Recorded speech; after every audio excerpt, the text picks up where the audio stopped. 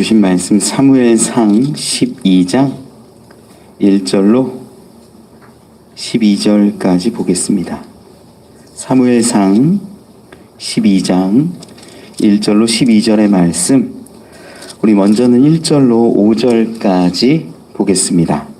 사무엘상 12장 1절로 5절의 말씀, 우리 한 절씩 교독하지요.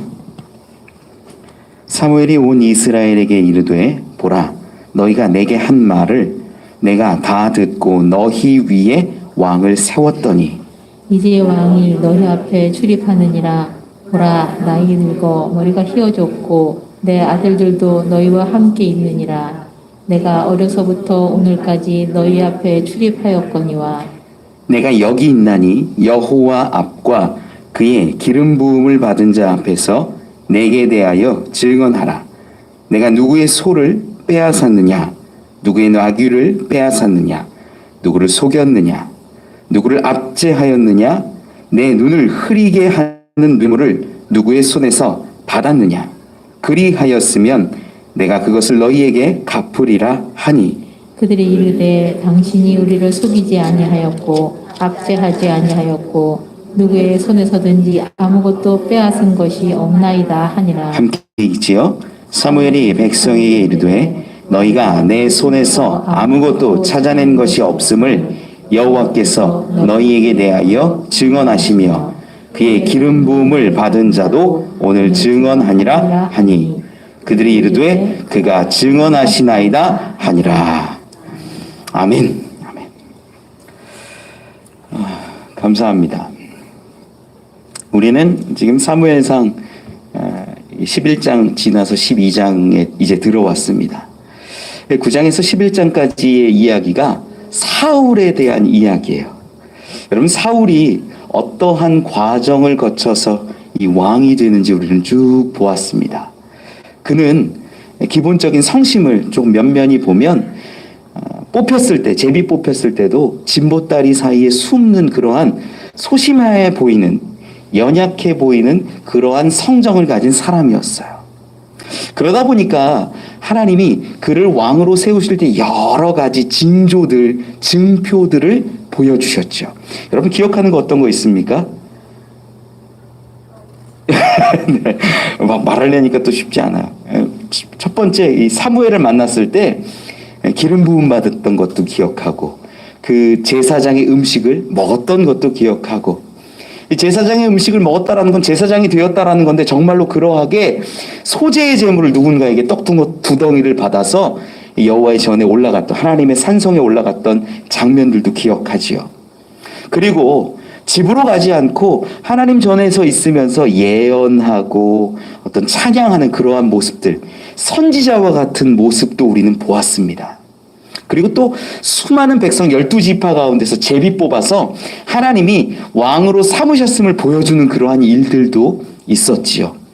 마지막에 우리가 사무엘상 11장에 나왔던 이야기는 암몬 족속 나하스 왕이 전쟁을 일으키고 모든 이스라엘 남자들로 추정하는데 오른 눈 빼려고 할 때 마치 사사처럼 하나님의 감동하심 가운데 그가 일어나서 군사를 모아서 이 암몬 족속을 격퇴했던 이야기들까지 보았어요. 이게 다 하나님의 사람에 대한 예언의 표징을 주시는 거예요. 제사장 같은 사람, 선지자 같은 사람, 사사 같은 사람. 이렇게 해서 사울을 왕으로 이렇게 세워나가고 계시는 거죠. 그런데 그 이면에는 무엇으로부터 시작했는지가 사실 오늘 말씀 가운데 나와요. 사울의 이야기가 이제는 끝나고 백성과 사무엘 간의 이야기하는 장면이 나오거든요. 사실 이 이야기는요, 사무엘이 마지막에 이제 자기의 사사됨을 내려놓고 왕정시대가 출범하는 이 마당에서 백성들이 왜 왕을 구했고 왜 왕정제도를 원했으며 하나님을 배신하고 하나님을 왕되지 못하게 했는지 이것에 대해서 고발하는 내용입니다. 말씀을 가만히 보면 이제 사울 이야기가 끝나고 백성에 대한 이야기로, 백성의 잘못과 죄악에 대한 이야기로 이제 흐르고 있지요. 좀 살펴보면 1절 말씀, 2절 말씀 가운데 보면 같이 한번 읽어볼까요? 시작. 사무엘이 온 이스라엘에게 이르되 보라 너희가 내게 한 말을 내가 다 듣고 너희 위에 왕을 세웠더니 이제 왕이 너희 앞에 출입하느니라. 보라 나는 늙어 머리가 희어졌고 내 아들들도 너희와 함께 있느니라. 내가 어려서부터 오늘까지 너희 앞에 출입하였거니와. 아멘. 사무엘은 어릴 적부터 성전에서 자랐고 사람들 앞에서 사사로 세워지면서 출입했다라고 이야기합니다. 그런데 이제는 왕정 시대가 되었다람을 하는 것을 선포하는 거예요. 그 선포하는 내용으로서 표현한 게 뭐냐면 내가 어릴 적부터 오늘까지 너희 앞에 출입했었는데 이제는 왕이 너희 앞에 출입하느니라. 이렇게 이야기해요. 출입한다라는 말로써 사사의 시대가 끝나고 왕정 시대가 시작됨을 표현하고 있는 거죠. 왜 출입한다라고 표현을 할까요? 그냥 앞에서 왔다 갔다 해서? 아니에요. 이 의미가 있다라는 거죠. 이 출입한다라는 게 목자를 의미합니다. 우리 성경을 좀 하나 찾아보죠. 민수기 27장 찾아보죠. 민수기 27장 17절입니다.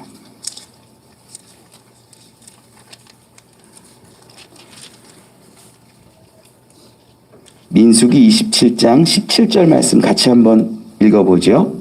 시작. 그로 그들 앞에 출입하며 그들을 인도하여 출입하게 하사 여호와의 회중이 목자 없는 양과 같이 되지 않게 하옵소서. 아멘. 모세가 이제 여호수아를 향하여서 이렇게 고백했던 이 이야기들인데 지도자를 세운다라는 것은 어떤 의미냐면 양 무리 가운데 출입하는 목자와 같은 존재라는 거야. 이건 사사도 마찬가지고 왕도 마찬가지예요. 이 출입한다라는 건 그 무리를 이끌고 목양하는 개념이라는 거죠. 사실 왕과 선지자가 차이가 뭐냐면 사사는 하나님의 감동하심으로 그냥 되는 거고 왕권이라는 거는 제도가 세워지고 세습되는 거예요. 이게 큰 차이일 뿐이지 하나님의 뜻을 가지고 하나님의 말씀을 가지고 다스리고 통치한다는 건 동일해요. 그런데 저들은 지금 왕을 구했잖아요. 처음부터. 왕을 원했다라는 거죠. 그래서 사사 사무엘과 왕 사울이 출입한다라는 개념, 하나님 앞에서 무리를 이끌고 목양한다라는 개념은 동일하게 출입하다라는 단어로 표현하고 있는 거예요. 그런데 여기 1절, 2절 말씀, 오늘 본문으로 돌아와서 1절, 2절을 읽다 보면 중간에 이렇게 첨가되어 있는 부분이 있어요. 2절, 이제 왕이 너희 앞에 출입하느니라. 여기서부터 뒤에 보라 나는 늙어 머리가 희어졌고 내 아들들도 너희와 함께 있느니라. 사실 이 부분은요 없어도 돼요. 왜냐하면 이제 왕이 너희 앞에 출입하느니라 내가 어려서부터 오늘까지 너희 앞에 출입하였거니와 아무 문제 없어요. 내가 너희를 목양했고 너희를 돌봤고 목자같이 일했는데 이제는 왕이 너희 앞에서 일할 것이다 라고 설명하는 거예요. 선포하는 거예요. 그런데 왜 나는 늙어 머리가 희어졌고 내 아들들도 너희와 함께 있다 이 말이 들어갔을까요? 이 말을 읽으면 비슷한 장이 좀 떠오르죠. 사무엘상 8장에 보면 처음에 왕을 구할 때 그때 장면이랑 거의 비슷하게 나와요. 그때 우리 8장 1절을 한번 읽어볼까요? 8장 1절 한번 같이 읽어보죠. 시작. 사무엘이 늙음에 그의 아들들을 이스라엘 사사로 삼으니. 사무엘이 늙었다라는 것과 그의 아들들이 무언가를 했다라는 것, 그들과 함께 있었다는 것, 비슷한 맥락이 이 8장 1절에 있는 기록과 오늘 방금 읽었던 2절 말씀 가운데 삽입되어 있는 거예요. 이건 뭘 기억하게 하냐면요. 8장 가운데 저들이 이스라엘 백성과 장로들이 왕을 요구했었던 그때를 상기시키는 거예요. 지금 왕이 세워지고 있는데 왕이 세워지고 있는 그 자리 가운데 저들에게 기억나게 하는 거예요. 기억나지. 내가 늙었고 우리 아들들이 잘못했을 때 내 아들들이 잘못하고 사사로서의 직분을 수행할 때 악행을 펼쳤을 그때 너희들이 요구했던 왕 기억나지. 이 문장 하나가 딱 들어감으로 인해서 그때 이 왕을 요구했던 상황이 이렇게 소환되는 거죠. 그리고 나서 이제 그 사무엘은 계속 이어가기를 시작합니다. 이야기를. 3절 말씀만 같이 한번 읽어볼까요? 시작. 내가 여기 있나니 여호와 앞과 그의 기름 부음을 받은 자 앞에서 내게 대하여 증언하라. 내가 누구의 소를 빼앗았느냐? 누구의 나귀를 빼앗았느냐? 누구를 속였느냐? 누구를 압제하였느냐? 내 눈을 흐리게 하는 뇌물을 누구의 손에서 받았느냐? 그리하였으면 내가 그것을 너희에게 갚으리라 하니. 사실 사무엘의 억울함이 이제는 이야기가 나오는 겁니다. 내가 늙었지만, 그리고 내 아들들이 잘못을 했지만, 우리 8장 읽으면서 이야기 정리를 할 때 사무엘이 그렇게까지 많이 늙지 않았음을 이야기했었고요. 아들들이 한 지역 가운데 사사로서의 일을 조금 감당하다가 잘못한 것은 맞지만 백성들이 그것을 빌미 삼아서 왕을 요구했다라고 이렇게 정리를 좀 했었어요. 지금 사무엘은 백성들에게 잘못한 게 없다는 거예요. 자기가 자기를 돌아봤을 때도 내가 크게 잘못한 게 없다. 내가 너희들에게 무엇을 빼앗거나 소나 나귀를 빼앗거나 압제하거나 속였거나 이런 것들 한 것이 없다라는 거예요. 한번 증명해봐라. 증명해봐라. 그 이야기를 하고 있지요. 그렇게 이제 얘기를 하니까 사람들이 이제 반응을 하는 것이 4절, 5절 말씀 가운데 있습니다. 이 4절, 5절 같이 한번 읽어보지요. 시작.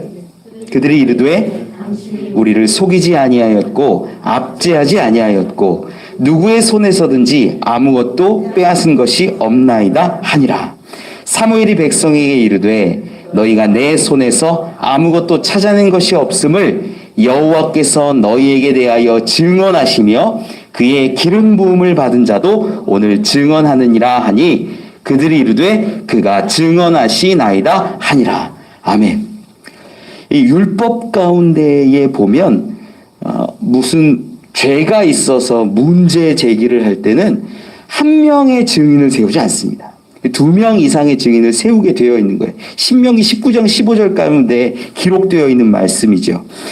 한번 찾아볼까요? 신명기 19장 15절. 신명기 19장 15절 말씀 같이 한번 읽어보죠. 시작. 사람의 모든 악에 관하여 또한 모든 죄에 관하여는 한 증인으로만 정할 것이 아니요 두 증인의 입으로나 또는 세 증인의 입으로 그 사건을 확정할 것이며. 아멘. 지금 근데 이 백성들 앞에서 자기에게 무슨 죄가 있는지를 묻고 있는 거야. 내가 무슨 뭘 뺐거나 압제하거나 속인 것이 있냐, 이런 것들 5가지 죄악을 드러내면서 이런 것이 있으면 얘기해라. 내 앞에 증인이 있는데 그것이 여호와 하나님이고 기름 부음 받은 자다라고 얘기하면서 둘을 이제 증인 삼아서 얘기를 하는 거예요. 그런데 하나님이 어떻게 증인이 될 수 있을까? 이건 굉장한 자부심이고 자기가 깨끗이 살아왔다라는 것을 드러내는 거죠. 여기서 재미난 것이 뭐냐면 증인으로 삼을 게 다른 어떤 지파의 장로나 어떤 특정한 대단한 사람들을 삼지를 않았다라는 거예요. 나머지 사울로 추정되는 기름 부음 받은 자와 하나님 외에 모든 사람 중에서도 증인 안 세워요. 왜 그럴까? 증인을 안 세우는 이유가 있지요. 뒷부분에 나오지만 저들을 전부 다 사무엘이 고발합니다. 이게 세우지 못하는 이유도 되는 거예요. 지금 자기의 잘못이 혹시라도 있으면 드러내라. 이것을 하나님께 증인을 삼아서 하나님이 증언하시고 또 기름 부음 받은 사울이 증언하는데 하나님이 사실 증인이 될 수는 없거든요. 하나님은 심판자가 되면 됐지 증인이 되시지 않아요. 그런데 사무엘은 2사람 이상의 증인을 세우려고 지금 하나님까지 데려온 거예요. 그리고 하나님이 증언하신다라고 이야기해요. 대단한 자신감이고요. 또한 이 가운데 숨겨져 있는 것이 이 기름 부음을 받은 사울 외의 모든 사람을 이따 뒤편에 나오지만 다 고발하기 위함이에요. 저들이 죄를 지었다라는 거죠. 저들이 문제를 일으켰다라는 거예요. 그것을 염두하기 때문에 지금 증인을 삼되 하나님과 사울만 증인을 삼고 나머지 모든 사람 이따 다 고발하게 됩니다. 이런 부분들 우리는 좀 살펴볼 수 있고요. 지금 여러 가지 이제 소유나 낙위나 속이거나 압제하거나 뇌물을 받았지 않다 뭐 이런 이야기를 하는 것들이 요 5가지 범죄들이 이 당시에는 권력형 범죄예요. 권력형 범죄. 권력을 가진 사람이 빼앗고 속이고 압제하고 뇌물을 받아서 판결을 굽게 할 수 있는 거예요. 이런 일들이 이 당시 정치적인 상황 가운데서는 이방의 왕들은 행했다는 거죠. 그리고 우리가 사무엘상 8장 가운데서도 보았지만 사무엘이 왕의 제도에 대해서 가르쳐요. 그 왕의 제도들 여러분 기억나십니까? 뭐 포도원에서 감람원에서 뭐 나는 것들 다 빼앗고 자녀들을 종으로 삼게 하고 병거보다 앞서가게 하고 뭐 이런 얘기들 기억하세요? 이게 뭐예요?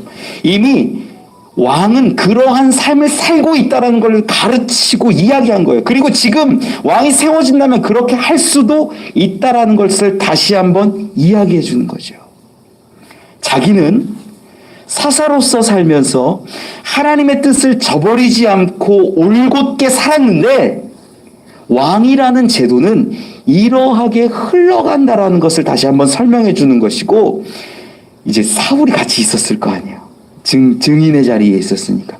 사울에게도 하나님의 사람은 제사장 같은 사람, 하나님이 주시는 것을 먹어야 되고 하나님의 말씀을 듣는 선지자와 같은 삶을 살아야 되고 하나님의 영에 감동함 받은 사사 같은 삶을 살아야 되는 사람은 이렇게 살아야 한다는 걸 한 번 더 이야기해 주는 거예요. 권면하는 것이기도 하다라는 거예요. 어쨌든 이러한 것들을 끝내고 사람들이 이야기하는 것이 뭐냐면 죄가 없다. 사무엘이 아무 죄가 없다라고 선포합니다. 이 부분을 5절 끝에 가서 기록을 하면 그의 기름 부음을 받은 자도 오늘 증언하니라 라고 그 사울도 이야기했음을 우리는 알 수 있어요. 그러니까 지금 사무엘은 이제 사사로서의 직을 끝내고 왕정제도의 이제 시작을 선포하면서 자기에게 지워진 모든 짐들을 내려놓고 있는 거예요. 이제 죄 없이 모든 사역을 내가 잘 마쳤다. 홀가분하겠죠. 기쁘겠죠. 저도 소망하는 것 중에 하나가 내가 나중에 은퇴의 시점이 되면 이렇게 기분 좋게 은퇴하면 좋겠다. 성도들에게 목사님은 아무 잘못 없이 했습니다. 어떤 대형교회 목사님의 소망 중에 하나가 PD수첩 안 나오는 거래잖아요. 이게 공동체가 있으면 그런 문제들이 항상 생긴다라는 거예요. 정말 나는 신실하게 하려고 해도 문제들이 막 생기는 거예요. 저를 여러분들이 많이 좀 도와주셨으면 좋겠습니다. 계속 이제 보면 사무엘의 반격이 이제 시작되는 거예요. 6절 7절 말씀 같이 한번 읽어볼까요? 시작. 백성에게 이르되 모세와 아론을 세우시며 너희 조상들을 애굽 땅에서 인도하여 내신 이는 여호와이시니 그런즉 가만히 서 있으라. 여호와께서 너희와 너희 조상들에게 행하신 모든 공의로운 일에 대하여 내가 여호와 앞에서 너희와 담론하리라. 아멘. 이 말씀 가운데 가만히 보면 3절 말씀 처음에 3절 말씀에 사무엘이 뭐라고 이야기하냐면 내가 여기 있나니 라고 말해요. 이런 표현들이 언제 쓰냐면 나의 존재가 이곳에 서 있다라고 그냥 그 존재의 위치를 설명하는 게 아니라 법정에 섰을 때 하는 표현 중에 하나가 일 거예요. 내가 여기 있다. 피고인으로서 섰을 수도 있고 증인으로 섰을 수도 있고. 그런데 이걸요 7절 말씀 가운데 보면 백성에게 동일하게 쓰고 있어요. 7절 처음에 뭐라고 기록하냐면 그런즉 가만히 서 있으라. 백성들에게 이제 너희가 법정에 서고 너희가 피고인의 자리에 서서 한번 담론해 봐야 한다라는 거예요. 나는 하나님 앞에서 잘못하지 않고 뇌물받지 않고 빼앗지 않고 속이지 않고 그렇게 살았는데 너희들의 죄를 한번 따져보자는 거예요. 무서운 얘기입니다. 7절 마지막 말씀 가운데 담론하리라 라고 기록하는데 이게 히브리어로 샤파트라고 해요. 이게 어떤 의미냐면 심판하다, 판결하다, 소송하다 이런 단어. 그러니까 하나님 앞에서 백성들을 불러다 놓고 소송 거는 거예요. 지금 사무엘이 백성들에게 지금 왕정제도가 잘못됐음을 이야기하는 게 아니에요. 사울에게 뭐라고 하는 게 아니에요. 오히려 지금까지 우리 9장, 10장, 11장을 가만히 보면요, 사울에 대해서는 뭐랄까요, 사울이 나쁘게 느껴지세요, 여러분?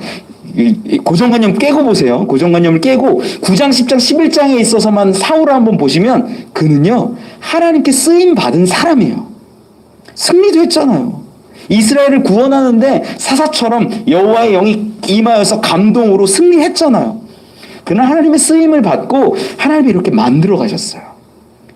그 배후에 백성들의 요구가, 그 악한 요구가 있었던 거지, 사울이라는 사람이 지금까지는 사실 문제라고 말하기는 어려워요. 이제 하나님 앞에서 백성들의 죄를 낱낱이 고백합니다. 그런데 6절 말씀에 보니까 이 이야기를 시작해요. 백성에게 이르되 모세와 아론을 세우시며 너희 조상들을 애굽 땅에서 인도하여 내신 이는 여호와이시니 라고 기록합니다. 지금 이 애굽 땅에서 출애굽한 이야기를 다시 시작하는데 이 출애굽의 이야기가 의미가 있어요. 왜 그러냐면 뒷부분에서 이제 나오지만 이 9절 말씀 가운데 보면 이렇게 기록해요. 그들이 그들의 하나님 여호와를 잊은지라.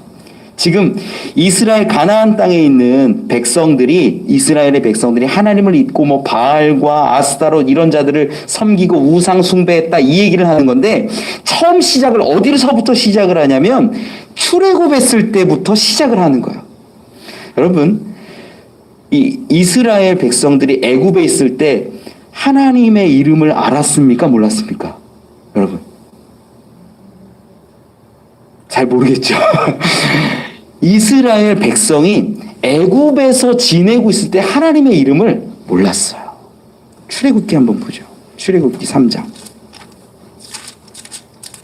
출애굽기 3장 14절 말씀, 13절 14절 두 절 말씀을 보죠.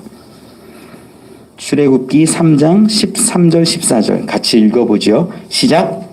모세가 하나님께 아뢰되 내가 이스라엘 자손에게 가서 이르기를 너희의 조상의 하나님이 나를 너희에게 보내셨다 하면 그들이 내게 묻기를 그의 이름이 무엇이냐 하리니 내가 무엇이라고 그들에게 말하리이까. 하나님이 모세에게 이르시되 나는 스스로 있는 자이니라. 또 이르시되 너는 이스라엘 자손에게 이같이 이르기를 스스로 있는 자가 나를 너희에게 보내셨다 하라. 하나님이 모세를 만나고 부르는 장면의 이야기지요. 여기서 여러분 보세요. 모세가 하나님의 이름을 알아요, 몰라요? 몰라요.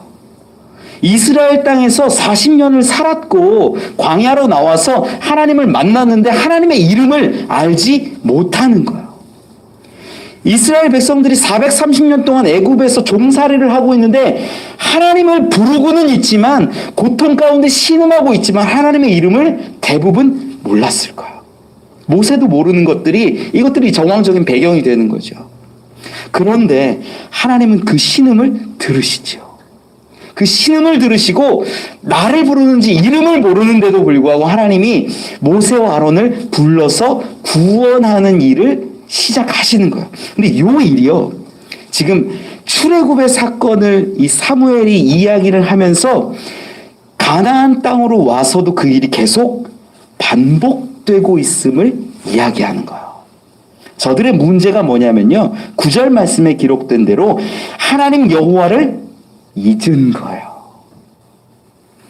처음에 여러분 이 애굽에 왔던 이 70인들을 기억하십니까? 이 애굽에 와가지고 이제 막 자손이 번성하고 점점 커지는 거예요. 그리고 풍요로워졌어요. 애굽에서의 초창기 삶은 굉장히 부유하고 행복했을 겁니다. 그런데 요셉을 알지 못하는 자들이 이제 권력을 얻기 시작하면서부터 핍박당하는 거예요. 고난당하는 거예요. 고통이 임하는 거예요. 그런데 여러분, 언제 하나님의 이름을 잊었을까? 상상해 보세요. 부유했을 때예요. 잘 됐을 때예요. 여러분, 이걸 동일하게 가나안에 들어갔을 때를 한번 생각을 해보면 그들은요 유목민이었어요. 40년 동안 막 광야에서 방황하고 하나님이 내려주시는 그 만나 같은 것들이 없으면 먹을 수 없는 존재, 죽을 수밖에 없는 존재로 살다가 가나안에 딱 들어왔을 때 어떤 문화적 충격이 있냐면 농경사회로 바뀌는 거예요. 유목민이 농경사회로 바뀌면 야, 풀 어딨어, 꼴 어딨어, 어디로 가야지 먹을 수 있어 이러고 살다가 이제 어마어마한 풍성한 열매들을 맛보기 시작합니다. 그때부터 시작되는 게 뭐냐면 바알과 아스타롯, 그 지역 가운데 비를 내리는 신, 그 지역의 토착신들을 섬기는 거예요. 이게 문제였다라는 거예요.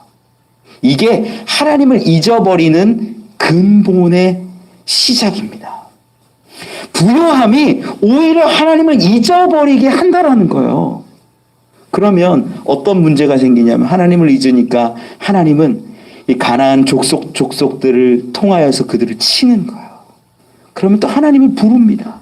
고난 가운데 불러요. 그러면 하나님이 그때마다 사사라는 사람들을 하나님의 영의 감동 가운데서 구원하시는 거예요. 구원하셔가지고 야 살게 됐다.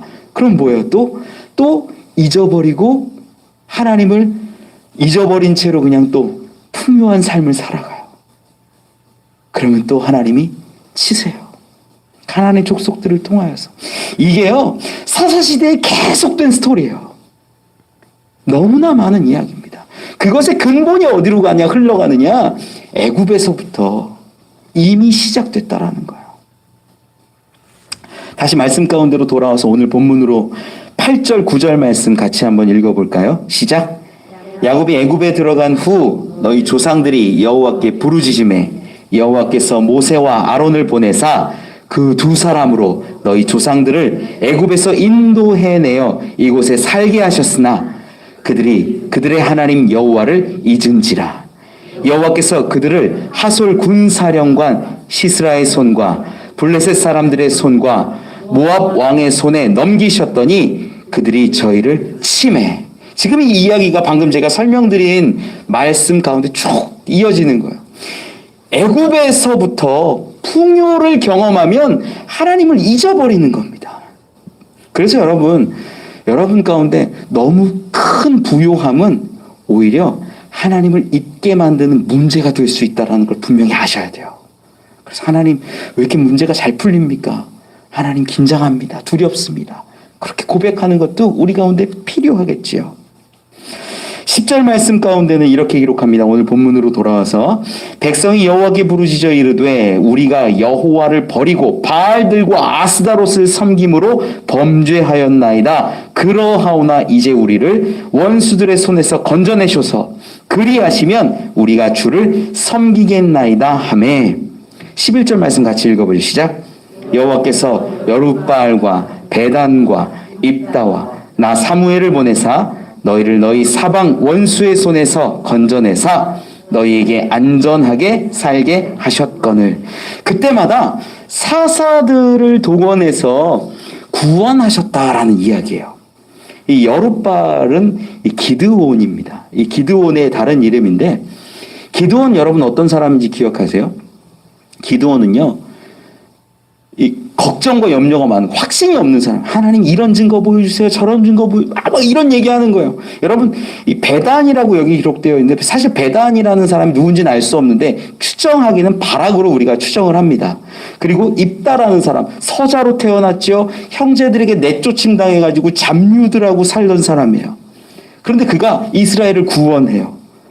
여러분 이 사사들이 기록된 이야기들을 좀 깊이 보면 이들의 특징이 뭐냐면 대단하고 능력 있고 괜찮은 사람들이 아니라는 거예요. 그럼 여기에서 구원의 힘과 능력 원천은 어디에 있냐? 하나님께 있어요. 근본으로 거슬러 올라가서 보세요. 모세는 어떤 사람이에요? 모세는요 살인자예요. 광야에 있을 때 살인하고 도망해서 거기 있다가 다시 애굽으로 가서 하나님께 쓰임 받은 거거든요. 여러분 가만히 보세요. 하나님의 구원하심은 좋은 사람, 위대한 사람, 쓸만한 사람을 쓰신 것이 아니라 하나님이 연약한 자를 택하셔서 그를 통하여서 하나님의 구원의 능력을 보여주신다라는 거예요. 많은 사람들이 이러한 구원을 경험하고 하나님을 잊어버려요. 이걸 영적인 치매라고 합니다. 하나님이 나를 구원하셨는데 하나님을 잊어버리는 거예요. 하나님을 알지 못하는 거예요. 저는 여러분들이 하나님을 잊지 않는 자들이 되기를 소망합니다. 그것이 얼마나 귀하고 복된지 몰라요. 하나님이 구원하시고 하나님이 돌보셨음을 드러내는 이야기가 이 마지막 이제 사무엘까지 통하여서 그러했다라고 선포하는 거죠. 오늘 본문으로 돌아와서 다시 12절 말씀 같이 한번 읽어보죠. 시작. 너희가 암몬 자손의 왕 나하스가 너희를 치러 om을 보고 너희의 하나님 여호와께서는 너희의 왕이 되심에도 불구하고 너희가 내게 이르기를 아니라 우리를 다스릴 왕이 있어야 하겠다 하였도다. 아멘. 여기 이 12절 말씀이 사실 가장 큰 잘못이 드러나는 대목이죠. 나하스가 암몬 왕 나하스가 아마 이스라엘 백성들을 이곳저곳에서 많이 괴롭혔던 것 같습니다. 요단 동편에서는 더 많이 괴롭히고 눈도 많이 뽑고 정말로 이스라엘에게 모욕을 주었을 겁니다. 그런데 그때 이스라엘 사람들이 뭘 요구했냐면 왕을 요구했다라는 거예요. 그런데 지금 사사라는 제도를 통하여서 하나님의 감동하심으로 하나님이 언제나 구원하셨는데 저들은 사사를 인정하고 하나님을 믿지 못하는 거예요. 그래서 왕을 요구하는 겁니다. 저는 이 부분에서 우리가 분명히 알아야 되는 게 있는데 사울은 문제가 있고 사무엘은 잘된 거 아니에요. 그런 의미를 얘기하는 게 아니에요. 지금 저들이 뭘 바라보고 있는지 하나님이 왕이고 하나님이 통치하시고 하나님이 다스리시는데 두려워하고 겁내고 다른 방법을 찾고 있다는 거예요. 이게 너무나 큰 문제예요. 사울은요 도망하는 자였고요 숨는 자였습니다. 그런데 그를 사사처럼 하나님이 부르셔가지고 영의 감동하심으로 일으키셔서 하나님이 구원하셨어요. 자 보세요. 사울이라는 사람 그대로예요. 사사 사울로 보면 하나님이 이끄셔가지고 이스라엘을 구원하는 일로 쓰세요. 그런데 왕 사울로 한번 보면 나중에 문제가 막 일어나는 거예요.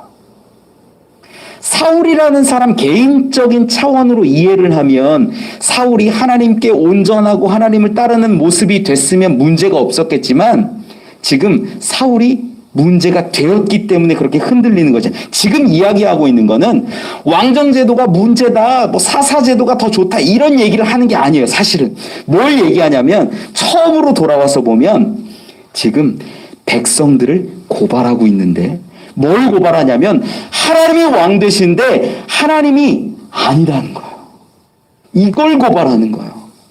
12절 말씀에 기록합니다. 너희의 하나님 여호와께서는 너희의 왕이 되심에도 불구하고 너희가 내게 이르기를 아니라 우리를 다스릴 왕이 있어야 하겠다 하였도다.